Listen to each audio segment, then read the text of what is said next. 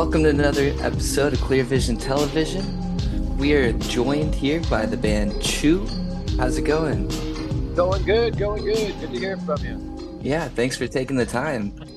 I heard that y'all recently just went on a tour. How was that experience?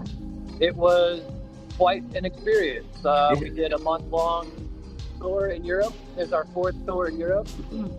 Hell yeah. And then after we returned to Atlanta, we slept for 30 minutes and then went out to Treefort Festival in Boise, Idaho. Oh shit. How was the Treefort experience? Treefort was rad. It was our second time playing, so yeah, it was great. We played outside. On our first night, and that was really, really cool. We did it for this group, this like collective called Midtopia. Yeah. I don't know. They do a lot of cool stuff out of Kansas and all around. So we did the first night with them, and then the second night we did Shrine Basement, which that club is out of control. Yeah. We had it on fire. It was a really, really, really good performance, and yeah, we got a lot of love from the festival. So yeah, we got a lot of love for the city in general, and love Treefort for sure. Yeah, I've just started hearing more about Treefort over time, and it seems like such a great festival with the way it's all community oriented. You walk between different venues. Yeah, it's great. It's the new South by Southwest. I gotta stop saying that though, because it's gonna stop. It's gonna get too overwhelming pretty soon. So. That's great to hear. What areas in Europe were you able to hit? We hit 10 countries in the 30 days. So without looking, I'm going to try my best. Italy, France, Switzerland, Croatia, Germany, if I didn't already say Germany. Yeah. And a couple others. Yeah. I'd have to look to get the full list, but yeah, it was a lot. Yeah. Being able to go out to Europe, what's that experience like compared to the crowds in America?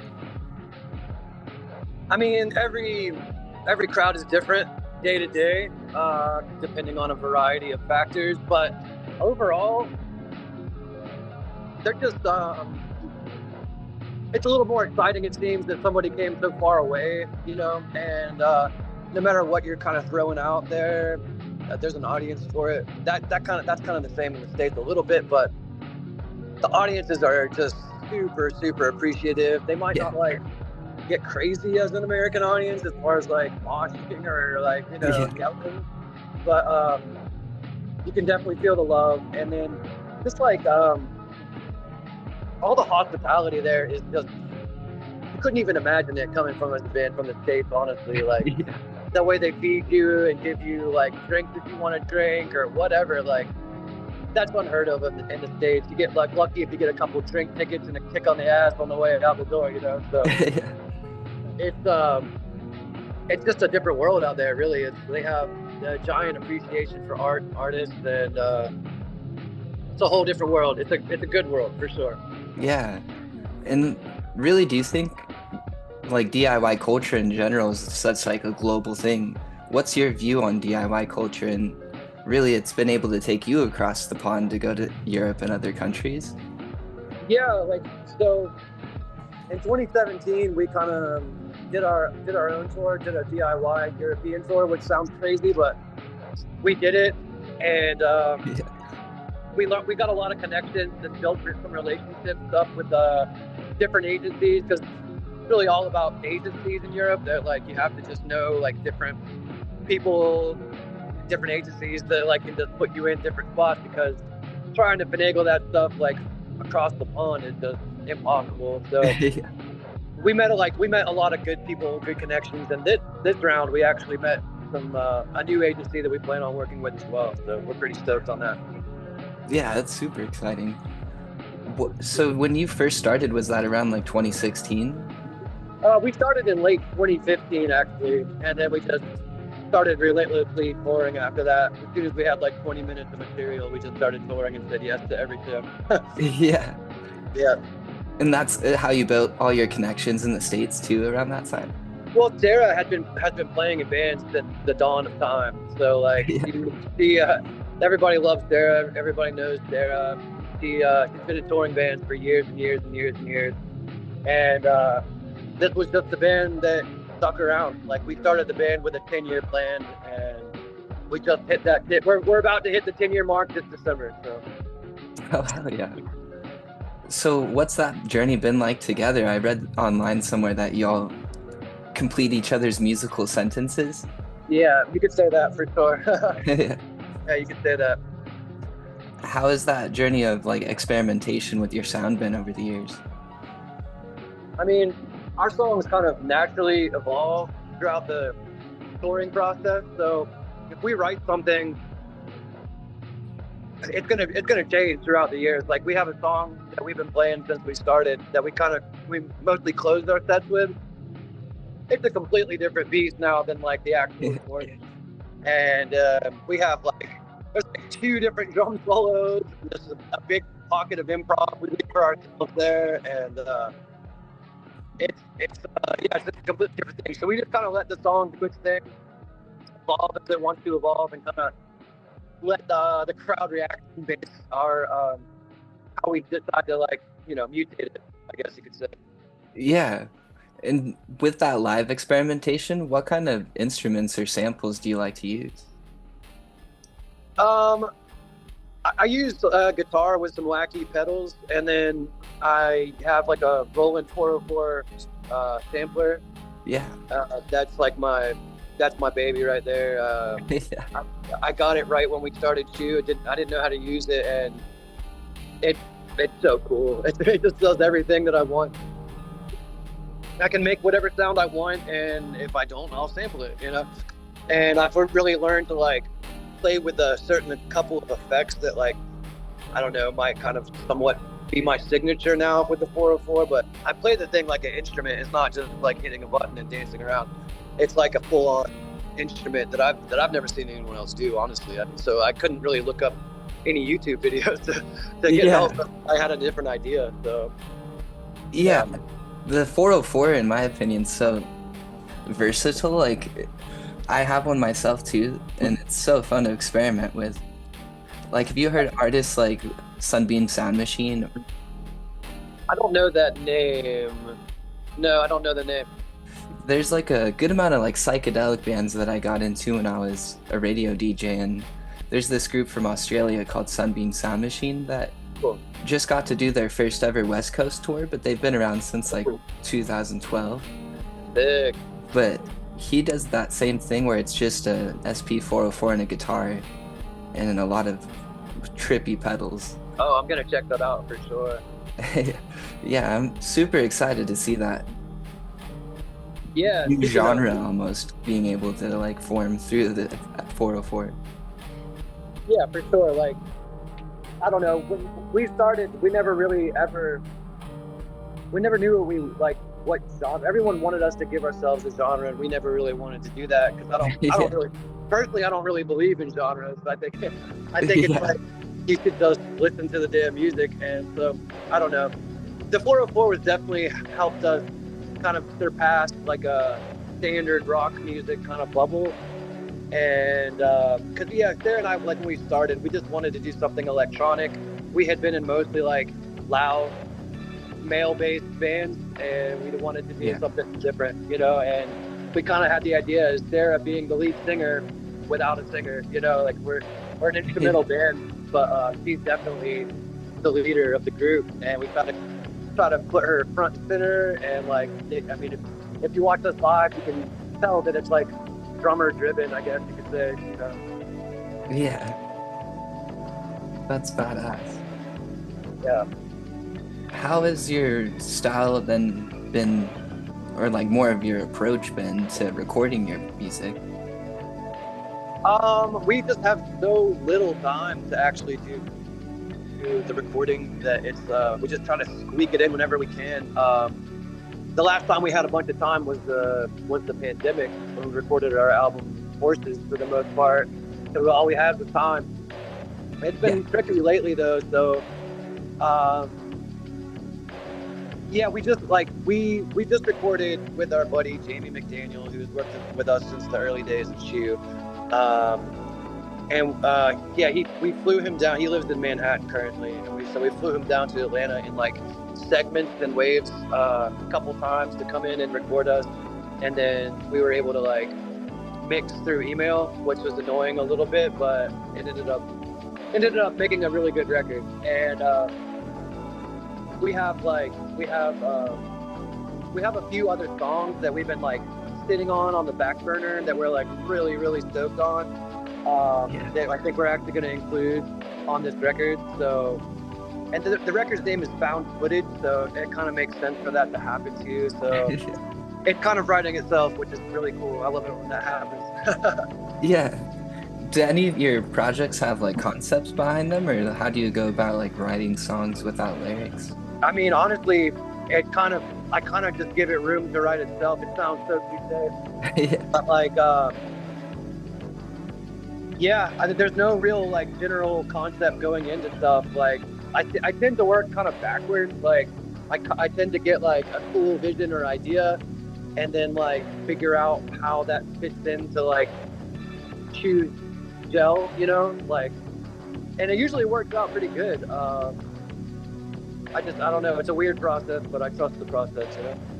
Totally. When it goes into experimenting with your sounds too, has psychedelics played a part of that at all? 100%, without a doubt. I mean, Yeah. without a doubt. Yeah, like during the Horses recording, we just locked ourselves in our studio, and I had some really good LSD 25, and we just banged it out. And nothing like some good inspiration to really put you out there. LSD is my favorite for creating. Yeah. Mushrooms are a little tricky live, but they can be fun. Yeah, we 100% love psychedelics in all their various forms and fashions. And I'm a big advocate. A good friend of mine, who shall remain nameless, is starting an initiative to everyone have to come out of the closet about psychedelics. So that's why I'm starting it freely. Yeah, that's amazing. Are you familiar with like the Desert Days community? I'm sorry, say that one more time. Are you familiar with the Desert Days community or 100%. levitation? Yeah, 100%. Yeah, that's amazing. That whole crowd and just like spirit right now in the music, I wouldn't say just the music industry, but just like DIY culture at large. Oh yeah. It's starting to experiment. I've had a bunch of friends go up there, and I would just like to go, honestly, but playing, of course, would be a dream. But yeah, it's really cool things going on over there for sure. Yeah. Do you all do like psychedelic visuals with your music live often? Yeah, I have created like 3 different sets of visuals that we'll like just choose one while we play, and we've also worked with another really good friend of ours. His name is Riley Morgan. He plays a bunch of cool bands, and we took him on tour for a few tours where he did like live visuals with Resolume and really cool stuff. Oh, yeah. Yeah, that's awesome. Yeah, he's the shit, and I wish that we can work together again more in the future. But yeah, we'll see. Hell yeah. So currently, Found Footage is still in the process of being recorded and created. No. All the music is finished. We're just like releasing singles slowly until we think the album should be out around Halloween. Yeah, but everything's finished recording wise, and we're kind of our next song coming out is called Horsehead. It's like a rap track, and it's got the best rapper in Atlanta, maybe the best rapper alive. His name is Dave Tripper. We've been trying to work with him forever, but it's sick, and it's got like a really psychedelic accompanying music video that will release soon after the audio. We're really stoked on it. I'll send it to you too if you'd like to check it out. We're really proud of this for sure. Yeah, that's awesome. Yeah. What's that culture like in your local area, being able to embed yourselves with the rap scene? I mean, Atlanta likes weird stuff, and ever since like the psychedelic 70s of Georgia Tech and just that whole vibe out here, like the watermark of psychedelia, you can still see it. You know, you can still see that from the 70s, and it hasn't resided. So there's a lot of cool psychedelic weirdness going on here. There's a bunch of hippies. There's a bunch of cool ass psychedelic rap. You know, there's punk rock kids who like to take acid. Like there's it's cool over here. And if you're just doing anything cool, there's a scene for it. And Atlanta's like real hard on its people that live there, whereas they act like they kind of care, but not really until you leave Atlanta and then come back and you're like, oh, we loved you the whole time. You know, it's like, oh, fuck, I wish I would have known that. It would have felt a lot better, you know? Yeah. But, yeah, Atlanta's cool as shit, man. There's some really dope psychedelic rap happening here. DT plays in a bit. DT is short for Day Tripper. Yeah. He plays in a really, really dope group. One of my favorites, if not my favorite group in Atlanta, called The Difference Machine. And they're fucking nasty, dude. They have like a live band, and then one of my good buddies does like MPC live and writes a lot of the beats, and like Day Tripper's on vocals. Yeah. And he also uses like a I forget what that thing is called, where like it's like a pad that like you can like delay your voice with. Oh yeah. What is that thing called? There's one that's called like the Boss 505. Yeah, it's not that one, but it's like the one everyone uses. There's like multiple variants, whatever. You know what I'm talking about? Yeah. So like he'll like rap and then delay his voice, and it's awesome. They have like visuals and strokes, and it's rad. That's badass. Yeah, I'm definitely gonna have to check them out. Yeah, and so like whenever Chew was just getting started, our like sorry dude, yeah. Can I do another beer too? And yeah, I have to tap the bit. Cool. Yeah. Sorry, I should have been more quick.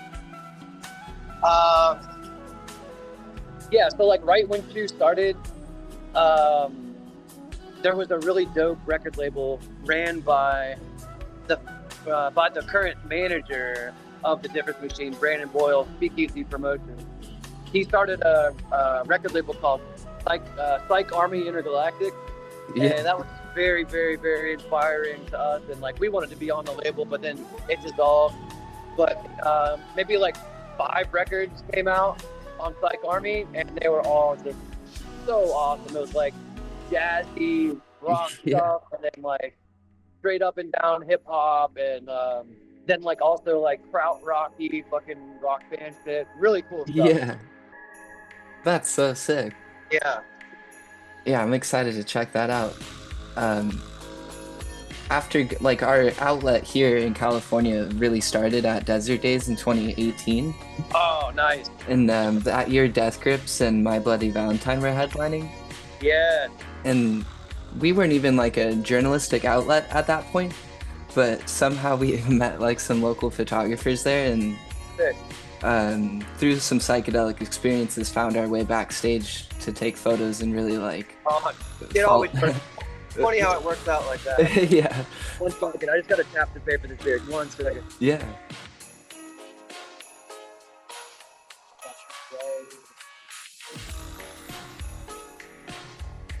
Good? Cool. Sorry about that, dude. Oh yeah, no worries. Ooh, I am back.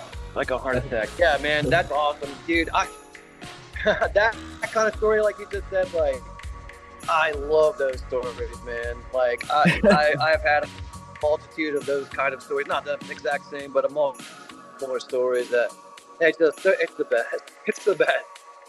Yeah, and it's really led me on the path where I am just trying to document any DIY culture or any DIY scene, but I do sort of gravitate towards more of those psychedelic or experimental crowds. And being able to find like different pockets in different states that I've never heard of yet, it's so exciting because I have just really seen what's on the West Coast so far. Cool. Yeah, man. Yeah, we got some. Sorry, waiting for this stuff to pass. We got some really cool stuff happening down here. Like, every now and then people pay attention to Atlanta, and when they do, we always deliver. You know, so, I think we're ready for another wave coming up here. It feels like it to me. Hell yeah. So recently, the newest single you guys dropped was Sunshine? That's right.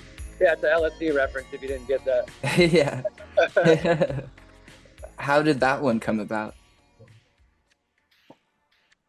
how did that one come about? So I think I was just sitting. I was waiting on Sarah to get ready for practice, and we were gonna go to the studio and rehearse a bunch of old songs. And I just started playing like the intro of that song, and then I just like turned the intro into like heavier chords. And then we played it that day at practice, and Sarah was like, "I fucking love this song," and Yeah.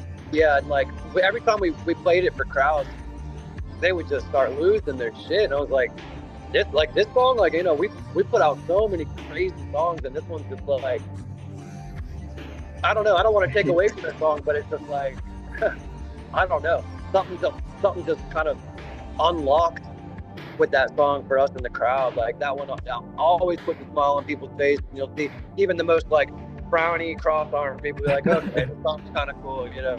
So I don't know. It's like it's different in the way that it's like I don't know.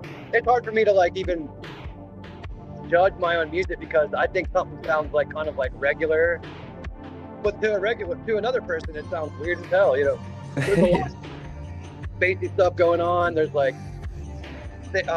trap beats kind of with Sarah's sampler.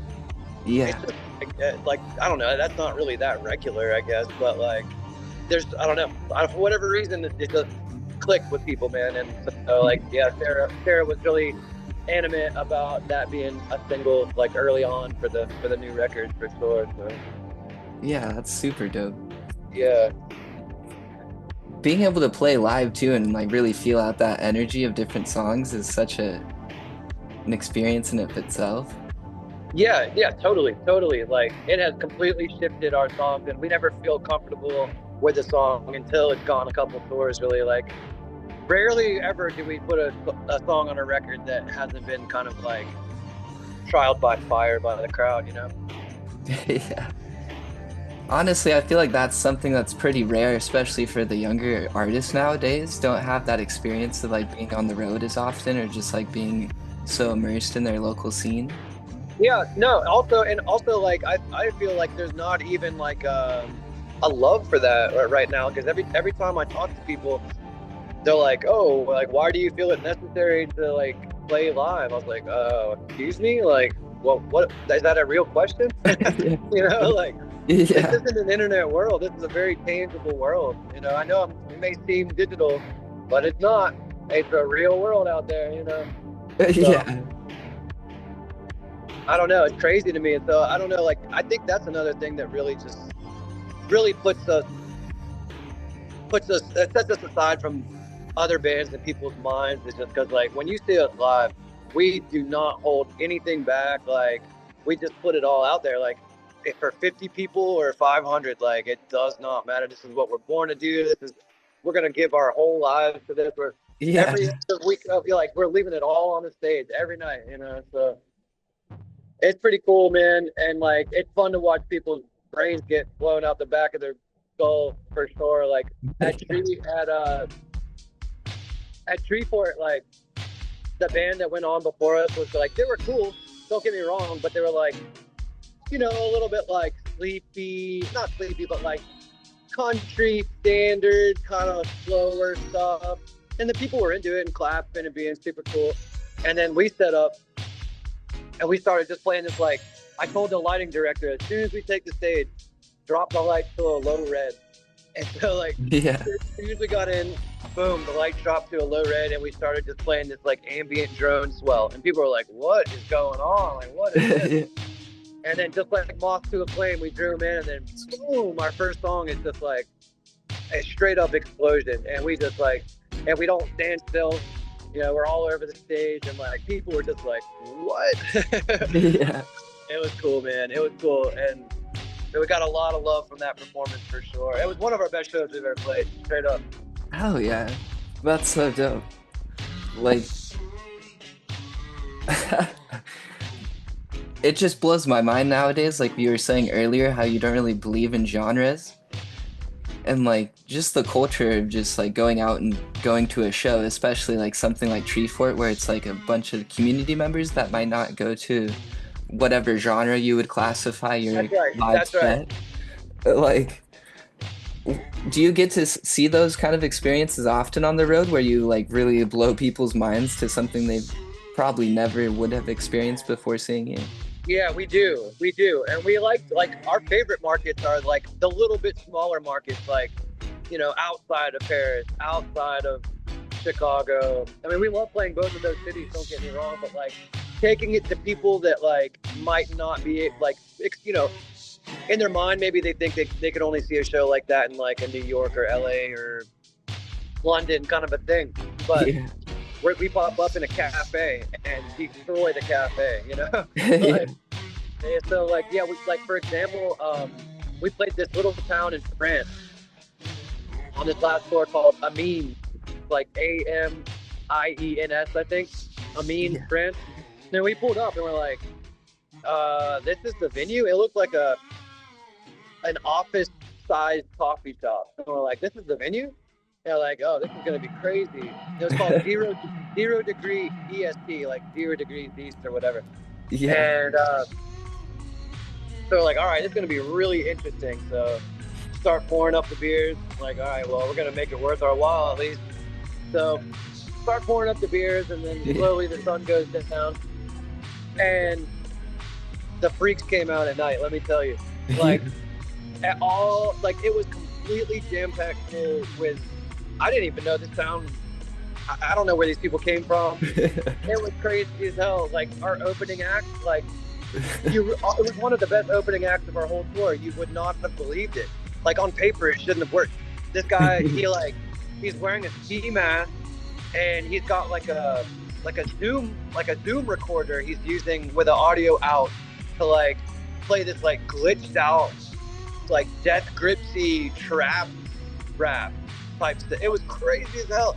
And like, there's like the sound person was like really having fun, and like she ended up like having a flashlight she was kind of using as a strobe. She would kind of throw up, and like it was fucking awesome. And then like we played and destroyed, and then the bar turned into a like a dance party for the rest of the till the sun came up, and we're like, in real life, like what the hell is going on? So yeah, long way to say that we love to do that. We definitely can see people's surprise reactions, and we play markets that cultivate that a lot of times, Yeah. And like for those kind of shows, those are through those agencies. Like, did you have any like gnarly experiences like that when you did your first DIY tour out there? Oh, you can only imagine. Of course we did. Yeah, like Yeah. we had no idea what we were doing. So like we like to live by the phrase like you're only as old as you are in the markets you've been touring. So like we're double digits now. We're 10 years old in the United States. We're still babies, But in Europe, we were newborns. We had absolutely no idea what we were doing, and yeah, we took a lot of bumps. But we made it through it. And okay. I mean, like as soon as we don't fly into the UK anymore. The UK sucks. We fly into Italy now. The first day we flew into the UK, in 2017 when we flew in, me and Sarah immediately got detained for like 8 hours. We sat in the UK like detainment area for 8 hours because I don't know, they didn't like us. They thought we were suspicious. And then while I was waiting in that detainment area, my guitar got stolen because I wasn't there when it got like dropped off on the baggage carousel. So that was like hour one. Yeah. Hour one, we're detained, and my guitar gets stolen. I was like, okay, all right, this is how we're gonna do this. Okay, all right. So I borrowed a guitar and figured out everything, and we made our way through Europe like by the skin of our teeth. But we're like, yeah, we got to figure something else out. This is definitely not working. Yeah, that's but it's good, man. I wouldn't change anything, It is what it is, and we're gonna you can't tell us shit. We're gonna figure it out the hard way. We're gonna do it regardless. Maybe not the smartest way, but it's our way, and we have to see it. We have to see it the way we want to see it, and nobody can tell us anything. So, gonna have to figure it out our own way, you know. Real. Like, I feel like I don't want to put like genre names to it, but it is just like that punk ethic or that mentality of just doing what you can with what you have. That's all it is. And like, I think it seems to a lot of people that we do have like a lot more backing than we really do. And don't get me wrong, we do have backing. We do have 2 different labels that we fuck with, but like, they're DIY labels. Like, they just put out our music. Like, we do everything ourselves, from designing all the merchandise, and we make our own flyers. We send out our own flyers. Like, we literally do everything. We print our own shirts. We screen print our own shirts. We do absolutely everything possibly that we can. And then it's like, just now at the 10-year mark, we're like, all right, I think we might need like a little help, you know, which I don't even like asking for, because I know I can do it myself. And to be honest, there's really like, you know, for a record label, for example, Yeah. there's really nothing a record label can do for us right now, except for maybe give us more distribution. But there's really nothing that you could do for us. Like, I mean, like, what is it that you can do? Like, what? Just want me a bunch of money I'm gonna have to pay back? Like, I don't want that, you know? Facts. So, I don't know. It's an interesting time in our career as a band, because I feel like we're starting to make some waves. But I don't even know. I don't even know if I want anything. I don't know if I need anything, you know? So, we'll see. Totally. And like, for this upcoming project, is that being distributed through a label more so, or is... No, it is. Yeah, it is. So we signed, I think in 2016, to a Bristol, UK-based label called Stolen Body Records. That, pardon me. We basically, I hit up a bunch of labels that I liked their roster, I liked the vibe, and they were in countries that I wanted to visit. So I hit up a bunch of Japanese labels. I hit up a bunch of every label you could imagine that I thought was cool. Yeah. And we got a couple bites back, but the one that just seemed to, you know, flow with us the most was Stolen Body.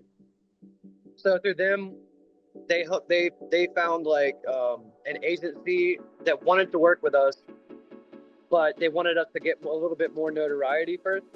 So we just worked our way up through Europe, and then finally signed with that agency. And then, like, it's really hard to kind of like, we would sell records. We sell a ton of records in Europe, but to get the records in our hands is kind of difficult, because we have to go through a bunch of tariffs and shipping and craziness, or physically go to Bristol, UK, and like take them back with us from tour. It's always a pain in the ass. And then, like, if you want to, like, if you wanted to order a Chew record, you would have to pay all kind of shipping fees and stuff. So anyway, we met this dude actually at Shreveport, Chris from Corporate Rat Records, and he was like, look, like, y'all are awesome. He was there scouting another band. Yeah. And he happened to catch our performance, and he was like, dude, I'm not even interested in the other band now. Like, I want to mess with y'all.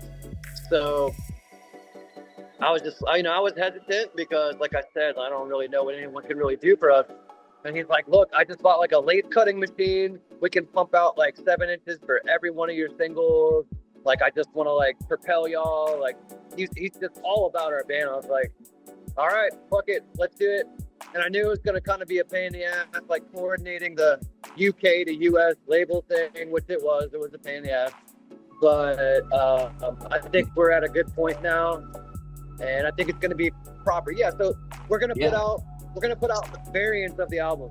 You're going to get one variant of Stolen Body, and then you're going to get multiple variants through Corporate Rat. We're going to put out mini discs, maybe for the laser disc, cassette tape, you know, vinyl, of course, and a bunch of videos, and maybe like a DVD or something like that. Maybe a VHS, honestly. Hell yeah. So yeah, like I said, I was hesitant, but I think it's going to be good for everyone. Yeah, that's super exciting. I'm stoked to see like labels like Corporate Rap popping up more often now with people being able to get lathe cutters. There's a couple out here in California right now, like San Diego has one called Sundog Sounds. And I've seen that. I've seen that. they're pretty dope. And the one that I like got like stoked on after going to Desert Days was Greenway Records from Brooklyn. And they do a lot of their own like hand pours, so like each 7 inch is like hand splattered. Sick. Yeah, But really cool. yeah, it's just so sick to see local physical media. Yeah, so another real kind of weird turn of events is not sure if you're familiar with the band A Place to Bury Strangers. You know who that is? Yeah, they're dope. Yeah, seen them a couple times. Yeah, they're the best, man. They're the best. And Death by Audio Pedals, like they Yeah. completely changed my sound. And anyway, so like we played a show with A Place to Bury Strangers in Florida maybe Oh, yeah. 5 years ago, Yeah. and it was really really cool.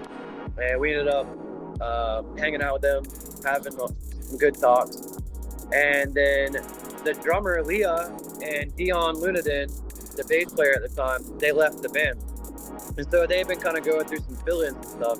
Mhm. And then right after we finished recording Found Footage, Sarah had like a bunch of downtime because we weren't touring.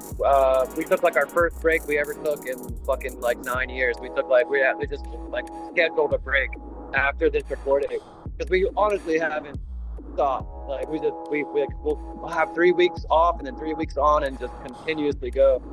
And anyway, Sarah hit up all her friends that were like doing bigger stuff in the music industry. Like she's friends with Thomas Pridgen.